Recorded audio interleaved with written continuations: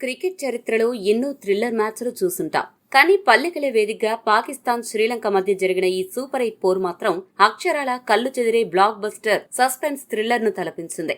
Semis దర్వాజా దర్జాగా తట్టాలంటే పాకిస్తాన్ కేవలం గెలిస్తే సరిపోదు. ఏకంగా 65 పరుగుల భారీ తేడాతో శ్రీలంకను చిత్తుగా ఓడించాలి. అంటే ఆట గెలుపుతో పాటు ఇటు నెట్ రన్ రేట్ అనే మహారాక్షసుణ్ణి కూడా ఒకే దెబ్బకు మట్టుబెట్టాల్సిన డూ ఆర్ డై పరిస్థితి పాకిస్తాన్దే. పులిబోనులో పడ్డాక వేటాడడం తప్ప వేరే దారి లేదు అన్నట్లుగా బరిలోకి దిగిన పాక్ ఆటగాళ్లకు ఈ మ్యాచ్ ఒక జీవన్మరణ సమస్యగా మారింది. ఈ అసాధ్యమైన టార్గెట్ ను అందుకోవాలని ఆరంభంలో పాక్ ఓపెనర్లు క్రీజులో శివతాండవం చేసి ఊచకోతకొస్తుంటే వికెట్లు తీయలేక శ్రీలంక ఫీల్డర్లు సింపుల్ క్యాచ్లు వదిలేయడం చూసి దెబ్బకు శ్రీలంక ఆటగాళ్లు మ్యాచ్ ఫిక్సింగ్ చేసేశారంటూ కొందరు ఉచిత సలహాదారులు గగ్గోలు పెట్టారు. కానీ ఇక్కడే క్రికెట్ దేవుడు తన అసలైన మైండ్ బ్లోయింగ్ ట్విస్ట్ ఇచ్చాడు. ఆపరేషన్ సక్సెస్, పేషెంట్ డెడ్ అన్నట్లుగా ఈ ఉత్కంఠభరితమైన పోరులో పాకిస్తాన్ మ్యాచ్ అయితే గెలిచింది గాని సెమీస్ ఆశలను మాత్రం సజీవ దహనం చేసుకుని ఏడ్చుకుంటూ కరాచీ ఫ్లైట్ ఎక్కేసింది. యుద్ధం గెలిచి రాజ్యాన్ని కోల్పోయిన పాకిస్తాన్ దయనీయ స్థితి చూస్తే కొండను తవ్వి ఎలుకను పట్టినట్లు అనిపించక మానదు. మరోవైపు శ్రీలంక ఓడిపోయినా కూడా కివీస్ పాలిట ఆపద్బాంధవుళ్లా మారి పాకిస్తాన్ కళ్లలో కన్నీళ్లు తెప్పించి న్యూజిలాండ్ కు సెమీస్ టికెట్ ను ఫ్రీగా పార్సిల్ చేసింది. అసలు ఒకానొక దశలో మేం సెమీస్ కి వెళ్లడం లేదు, మిమ్మల్ని కూడా వెళ్లనివ్వం అన్నట్లుగా శ్రీలంక ఆడిన తీరు పాకిస్తాన్ గుండెల్లో రైలు పరిగెత్తించింది. ఊహించని మలుపులు, రికార్డుల మోత, ఆఖరి ఓవర్లో హ్యాట్రిక్ సిక్సర్ల విధ్వంసంతో సాగిన ఈ మహాసంగ్రామం సగటు క్రికెట్ అభిమానికి అసలు సిసలైన పూనకాలు తెప్పించింది. అసలు ఈ మ్యాచ్ ఎలా సాగింది? ఎన్ని ట్విస్ట్లతో నిండిపోయింది? శనక ఎలా సూపర్ హీరోగా మారాడు? అంపైర్ ఎందుకు చివర్లో విలన్ అయ్యాడు? షాహీన్ ఆఫ్రిదీని శనక ఎలా పిచ్చకొట్టుడు కొట్టాడు అనే అంశాలను ఇప్పుడు మన హైలైట్స్ లో చూద్దాం. టాస్ ఓడిపోయి మొదట బ్యాటింగ్ కు దిగిన పాక్ ఓపెనర్లు క్రీజులోకి రాగానే పూనకం వచ్చినట్లు ఊగిపోయారు. ఒక పక్క లంక ఫీల్డర్ల చెత్త ఫీల్డింగ్, క్యాచ్ల జారవిడుపు, కీపర్ క్యాచ్ కు అప్పీల్ చేయకపోవడం చూసి అరెరే ఏంట్రా ఇది, మ్యాచ్ ఫిక్సింగ్ జరిగిపోయిందా అని కొంతమంది అభిమానులు గగ్గోలు పెట్టారు. ఆరంభంలో ఓపెనర్ల వీరబాదుడు చూసి వీళ్లు ఈరోజు 240 కొట్టడం ఖాయం, సెమీస్ దర్వాజా బద్దలు కొట్టుకుని వెళ్లడం పక్కా అనిపించింది. కానీ ఇక్కడే క్రికెట్ దేవుడు తన అసలైన స్క్రిప్ట్ బయటకు తీశాడు. 15.5 ఓవర్ల వరకు వికెట్ నష్టపోకుండా 176 పరుగులు చేసిన పాక్ బ్యాటింగ్ చాలా స్ట్రాంగ్ గా కనపడింది. అయితే ఎప్పుడైతే ఓపెనర్ ఫకర్ జమాన్ 42 బంతుల్లో 84 పరుగులు చేసి అవుట్ అవ్వగానే పేరు గొప్ప ఊరు దిబ్బ అన్నట్లు పాక్ బ్యాటింగ్ ఆర్డర్ పేకమేడలా కుప్పకూలిందే. ఆ తర్వాత వచ్చిన పాక్ బ్యాటర్లు వచ్చామా వెళ్లామా అన్నట్లు కనీసం 2 అంకెల స్కోరు కూడా చేయకుండా పెవిలియన్ కు క్యూ కట్టారు. ఒకవైపు వికెట్ల పతనం సాగుతున్నా మరో ఓపెనర్ సాహిబ్ జాదా ఫర్హాన్ మాత్రం బండరాయిలా క్రీజులో పాతుకుపోయి ఎంతో బాధ్యతగా ఆడి సెంచరీ సాధించాడు.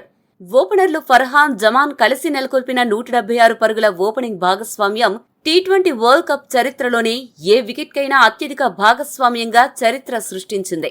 అలాగే శ్రీలంకపై పాకిస్తాన్ కు ఇది అత్యుత్తమ భాగస్వామ్యం. ఈ టోర్నీలో ఫర్హాన్ ఏకంగా 18 సిక్సర్లు బాది ఒకే ఎడిషన్లో అత్యధిక సిక్సర్లు బాదిన బ్యాటర్గా రికార్డు సృష్టించాడు.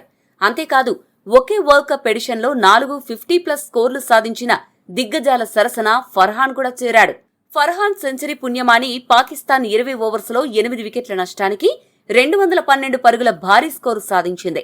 టీ20లో పాక్ ఇది రెండో అత్యధిక స్కోరు.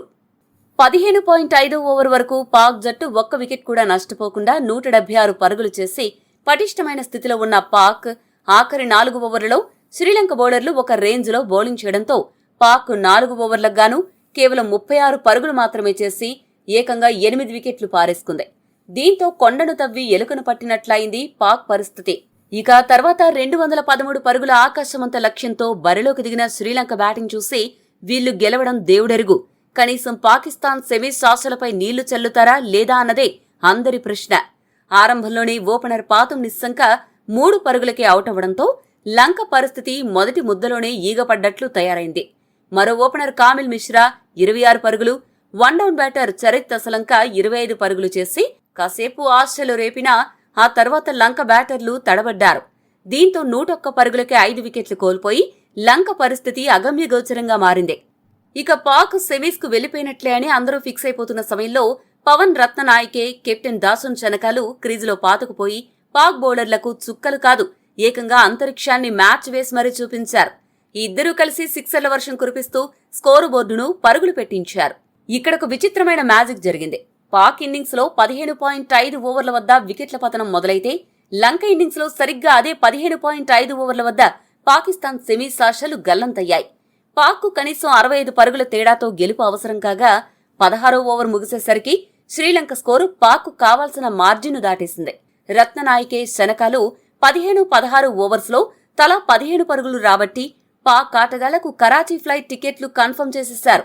లంక ఆటగాళ్లు ఈ రోజు చూపించిన తెగువ చూస్తుంటే వారిపై ఫిక్సింగ్ బురద చల్లిన వాళ్ల నోళ్లు మూతపడినట్లే. రత్ననాయకి 37 బంతుల్లో 58 పరుగులు చేసి 18వ ఓవర్లో అవుటైనా శనక 31 బంతుల్లో 8 సిక్సర్లతో 76 పరుగులు చేసి ఏమాత్రం తగ్గకుండా వీరతాండవం చేశాడు.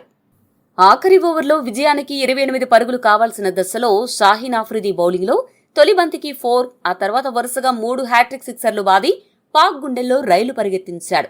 ఒక సూపర్ హీరో ఇన్నింగ్స్ ఆడి అరుపించాడు. కానీ చివర్లో శనక 2 బంతుల్లో 6 పరుగులు చేయాల్సిన సమయంలో విఫలమవడంతో శ్రీలంక 6 పరుగుల తేడాతో ఓడిపోయింది. చివరి 2 బంతులు వైడ్లు అని మాజీ దిగ్గజం సనత్ జయసూర్య అంపైర్పై మ్యాచ్ అనంతరం తీవ్ర అసహనం వ్యక్తం చేయడం మ్యాచ్కు మరో హైలైట్. ముఖ్యంగా చివరి బంతైతే ఖచ్చితంగా వైడ్ అని అందరికీ తెలుస్తోంది. కానీ ఐపీఎల్లో లాగా టీ20 ప్రపంచ కప్లో వైడ్కు డీఆర్ఎస్ తీసుకునే వెసులుబాటు లేదు. ఆ రూల్ గనక ఉండి ఉంటే ఖచ్చితంగా శ్రీలంక గెలిచేది. ఏదేమైనా శ్రీలంక సంచలన విజయం సృష్టించాల్సిన మ్యాచ్లో అంపైర్ విలన్గా మారాడు. ఈ రోజు గనక శనక మ్యాచ్ గెలిపించి ఉంటే Shaheen Afridi cricket career finish అయిపోయేది. ఏదేమైనా ఈ మ్యాచ్లో పాకిస్తాన్ యుద్ధం గెలిచినా రాజ్యాన్ని కోల్పోయినట్లు కేవలం మ్యాచ్ గెలిచి సెమీస్ ఆశలను మాత్రం కోల్పోయింది. పాక్కు ఘోరమైన ప్యాకప్ చెప్పి న్యూజిలాండ్కు నేరుగా సెమీస్ టికెట్ అందించిన ఈ మ్యాచ్ క్రికెట్ చరిత్రలో ఒక అద్భుతమైన థ్రిల్లర్గా మిగిలిపోతుంది. ఇక ఇప్పుడు గ్రూప్ 1లో ఇండియా వెస్టిండీస్ మధ్య జరగబోయే నాకౌట్ మ్యాచ్ ఫలితం ఏమవుతుందో చూడాలి.